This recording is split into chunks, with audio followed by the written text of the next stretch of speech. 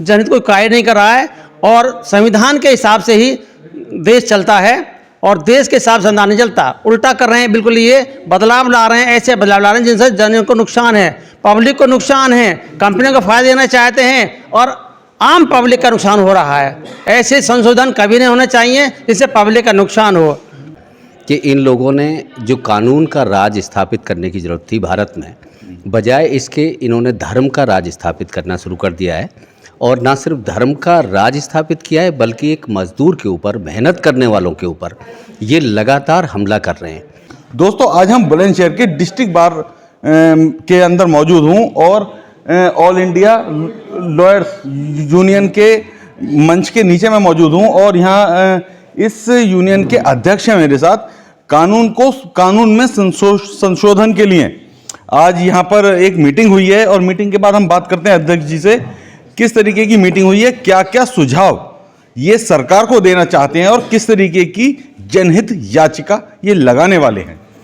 अध्यक्ष जी, क्या क्या सुझाव आप सरकार को देना चाहते हैं? देखिए, मैं ऑल इंडिया लॉयर्स यूनियन का प्रेसिडेंट बुलंदशहर से हूँ और हमने जो आज सभा की है, एक आम सभा की है और हम ये कहना चाहते हैं कि संविधान के खिलाफ जो भी ये शासन कार्य कर रहा है और नए नए संशोधन कर रहा है जिससे अहित हो रहा है, जनहित के अलावा हट करके जन का नुकसान कर रहा है, प्रजा का नुकसान कर रहा है, जनहित कोई कार्य नहीं कर रहा है और संविधान के हिसाब से ही देश चलता है और देश के हिसाब से संविधान नहीं चलता। उल्टा कर रहे हैं, बिल्कुल ये बदलाव ला रहे हैं, ऐसे बदलाव ला रहे हैं जिनसे जनहित को नुकसान है, पब्लिक को नुकसान है, कंपनियों को फायदा देना चाहते हैं और आम पब्लिक का नुकसान हो रहा है। ऐसे संशोधन कभी नहीं होने चाहिए जिससे पब्लिक का नुकसान हो, क्योंकि जनता का शासन जनता के लिए, जनता द्वारा बनाया गया है, जिससे जनता के हितों का ध्यान रखते हुए शासन वो काम करे वो जो हितकारी हो।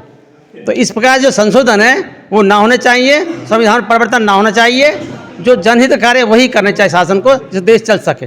अच्छा, आप जनहित याचिका की भी बात कर रहे थे अभी, तो कहाँ याचिका डाली जाएगी और किन किन मुद्दों को लेकर ये याचिका डाली जाएगी? नहीं, मुद्दा ये संविधान में जो परिवर्तन आ रहे हैं, वो जो नए नए संशोधन हो रहे हैं, वो उनके खिलाफ जनहित याचिका सुप्रीम कोर्ट डाली जाएगी।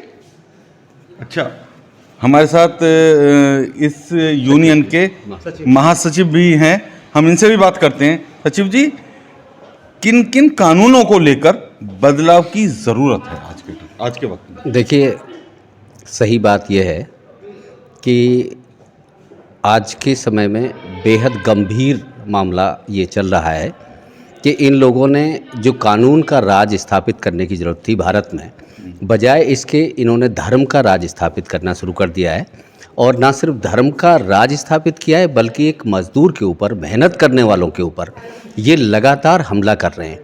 और सबसे गंभीर बात ये हुई है कि अभी ये पिछले दिनों में जो 3 कानून इन्होंने पेश किए हैं और पास कराए हैं, जो लागू हो जाएंगे, जिनको लेकर के अभी लंबे समय तक ट्रक ड्राइवर्स की हड़ताल रही थी, ये बहुत ही खतरनाक किस्म के कानून बनाए हैं। इसमें पुलिस का राज कायम करेंगे और जनता के अधिकारों को, लोकतांत्रिक अधिकारों को ये कुचलने का काम किया इन्होंने। तो एक तरह से संविधान के खिलाफ ये लगातार चलते जा रहे हैं। अच्छा, अभी जो कानून आया है उसमें आप किस तरीके की, जैसे ट्रक ड्राइवरों के लिए जो आया है कानून, उसमें आप किस तरीके का बदलाव चाहते हैं? देखिए, ये एक लंबी बात है बदलाव की। कानून जो पहले था असल में वो बिल्कुल ठीक था, उस कानून में कोई खामियां नहीं थी। 304A का, जैसे ट्रक ड्राइवर्स का मसला है जो सवाल आपने पूछा है, 304A लापरवाही से या तेज़ ड्राइविंग से अगर कहीं दुर्घटना सड़क पे होती है तो उसके लिए 2 साल का प्रोविज़न था। अभी हमारे कार्यक्रम में जज साहब ने पूरी बात विस्तार से बता दी है। तो वो जो पहले कानून था उसमें कोई अमेंडमेंट की ज़रूरत नहीं थी। अगर आप कुछ बहुत ज़्यादा महसूस करते थे तो आप CRPC के अंदर या IPC के अंदर या एविडेंस एक्ट के अंदर अमेंडमेंट ला सकते थे। पूरे कानून को बदल देने का मतलब होता है कि सिस्टम को नए सिरे से चलाना, ये समस्या है।